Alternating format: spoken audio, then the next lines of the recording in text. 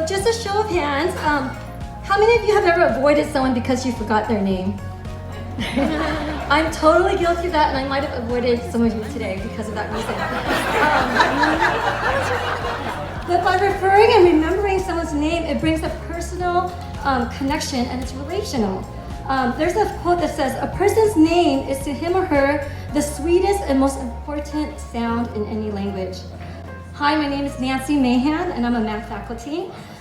This here is a table tent that I have my students write their name and put it on their desk, what they would like to be called, and they're to bring it to class every single day. Sometimes we think change has to be really complicated or huge, but it doesn't. It can be as simple as a table tent name tag. Janae mentioned earlier in the DESA model that one of the quadrants was to know your students' names, and this contributed to the success of their college. And why is that? Because it's relational. So these names aren't just for you to know your students' names, but it's also for your students to know each other's names so they don't avoid each other either. Next, okay, again, raise of hands. How many of you have gotten your fall parking permit? Oh shoot. I guess it's just me. Well, I haven't, but I know where to get it. I got the email, but I haven't done it because of so many reasons. Now, if the parking people came here and gave me the form, and I just had to sign and give it to them, and they gave me a parking permit, I'll get it done just like that. It's not because I'm lazy or I don't value it. I'm just juggling a lot of stuff. And I would be so grateful if someone did that for me. Same with our students. Talk to any one of them on a personal level, and you'll be astounded by how much they juggle. So instead of telling them where to go to get academic counseling or mental health service, how about bringing the resources into the class?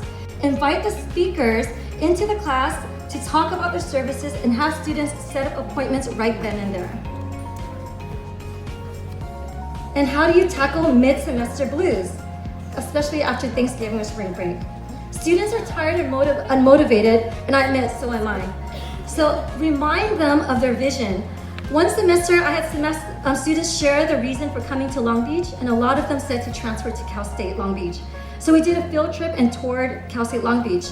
When the students were able to see their goal tangibly, it motivated them to finish the semester strong.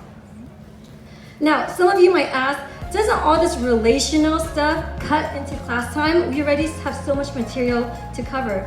So my response is to be creative with your teaching time. Make the teaching time engaging, creative, interesting, applicable.